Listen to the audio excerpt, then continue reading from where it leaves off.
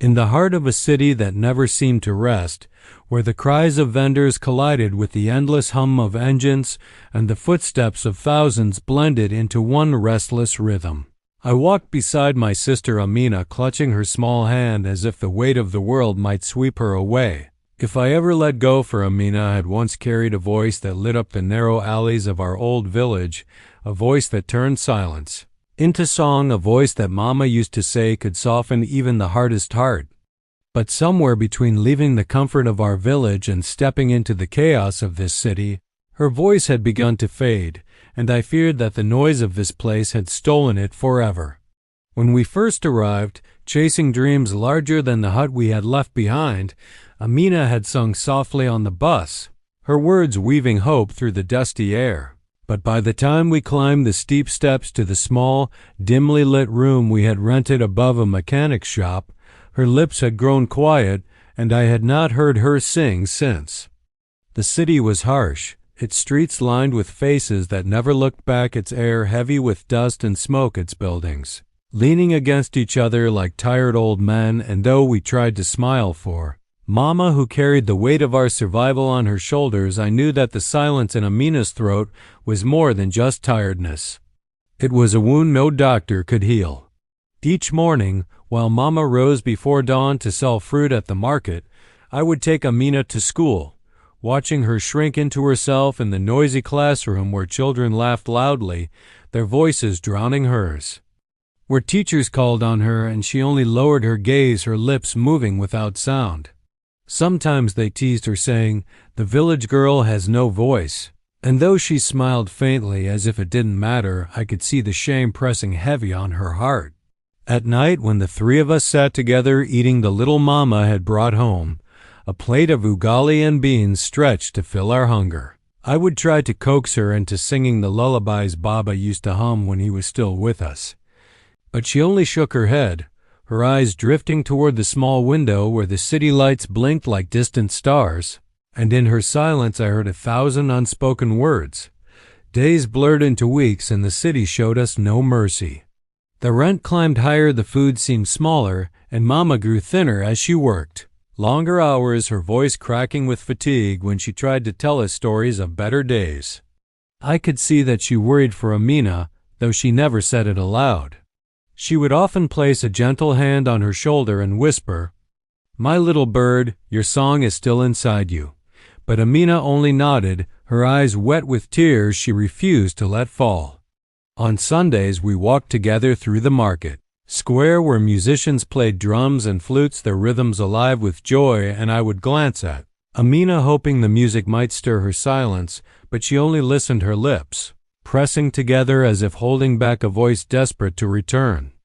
One afternoon, as we returned from school, I found her sitting on the steps outside our room, clutching the small wooden flute Baba had carved for her years ago. She blew into it gently, the sound soft and broken, and when I sat beside her, she whispered for the first time in weeks, "It doesn't sound like it used to." Her voice barely more than a breath, and I swallowed the lump in my throat as I told her, "It will, Amina. You just need to keep trying."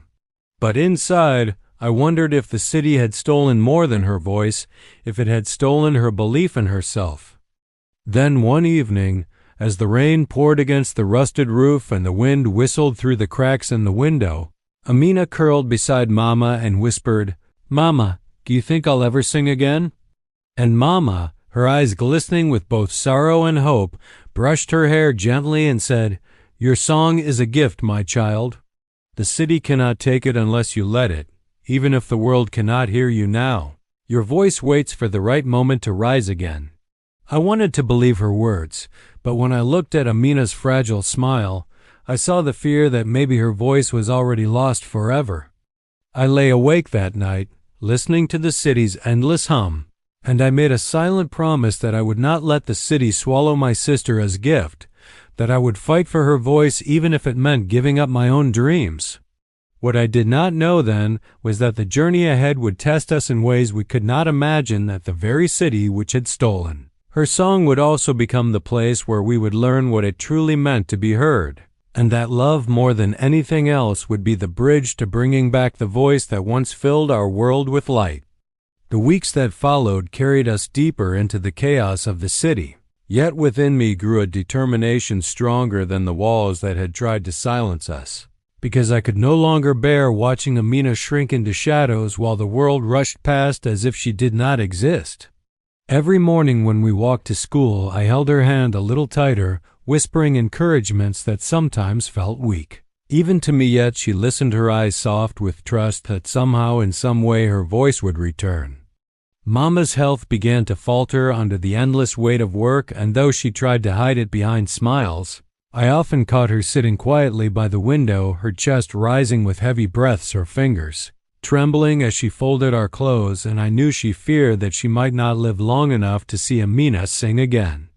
Musa, my closest friend, became a frequent visitor, bringing small pieces of fruit or bread, his presence a rare comfort in our tired room. One evening, as he strummed a borrowed guitar softly, he glanced at Amina and said gently, "You know, the city may be loud, but it still needs voices like yours." And though she did not answer, I noticed a faint flicker in her eyes, like a candle fighting to stay lit. I decided then to take a step that scared me. I signed Amina up for the community's children's music gathering, a small stage in a crowded neighborhood hall where children sang and played instruments while their families cheered. When I told her, she froze, fear flashing in her eyes, and whispered, "I can't, brother. I don't have a voice anymore." I placed my hand over hers and said softly, "You don't need to be perfect, Amina. You just need to try. If you fall, I'll fall with you." The night of the gathering arrived, and our little family walked through the noisy streets toward the hall, the sounds of drums and laughter spilling out before we even entered. Inside, the air buzzed with excitement, children clutching instruments, parents straightening their children's clothes, and for a moment I feared we had made a mistake, that this world was too bright for my sister's quiet presence. When her name was called, Amina's hands trembled as she stepped onto the stage, her eyes wide under the warm lights. Mama and I held our breath as silence filled the hall, every ear waiting. At first, her lips moved without sound, the fear tightening her chest. But then I saw her clutch the small wooden flute Baba had carved, and something in her eyes shifted. She closed her eyes, drew a deep breath, and from her lips came the softest, most fragile note, wavering at first but growing steadier with each heartbeat. The hall seemed to lean in closer, the noise of the city outside fading into nothing as her voice, sweet and trembling, began to rise. She sang a song Mama had once taught us by the fire in the village. A song of rivers that never stopped flowing, of trees that stood tall against storms of love, that survived even in silence, and as her voice grew, so did the tears in Mama's eyes, spilling freely as she clasped her hands to her chest. I felt my own throat tighten as I watched my sister, the same girl who had been silenced by the city's weight, now filling the room with a sound so pure that even the restless children grew still, their eyes fixed on her as if they too had been waiting for this moment. When her song ended, the hall erupted in applause, the kind of applause that shakes walls and hearts alike. And Amina, flushed with surprise, looked at us with tears streaking her cheeks, whispering, "I found it again." That night, as we walked home under the city's restless lights, Mama pulled us close, her arms around both of us, whispering, "Your voice was never lost, Amina. It was only waiting for you to believe in it again."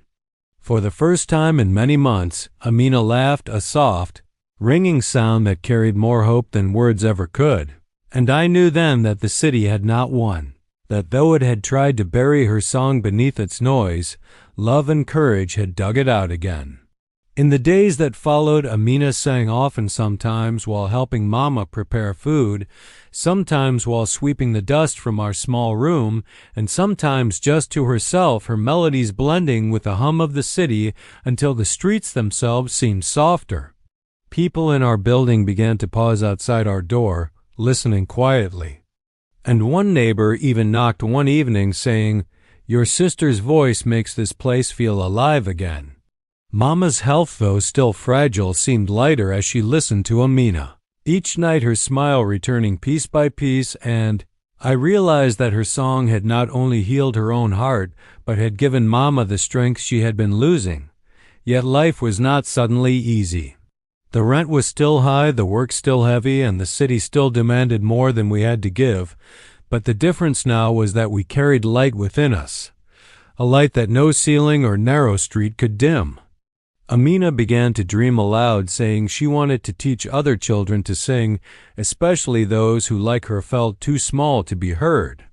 I promised her I would help make that dream real, even if it took years, because her voice was no longer just hers. It belonged to everyone who needed hope in a city that often forgot to care. One evening, as we sat together watching the sun sink behind the crowded rooftops, Mama whispered, "Do you see now, my children? Home is not found in walls or rent receipts. Home is wherever voices are free to rise."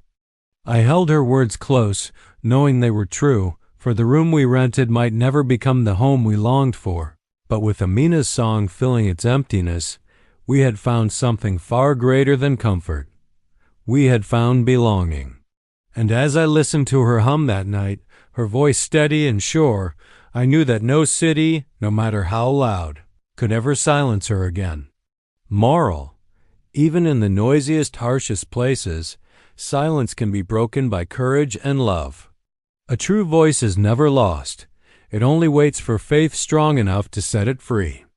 And when it rises, it reminds us that home is not a building, but the sound of love that refuses to be silenced.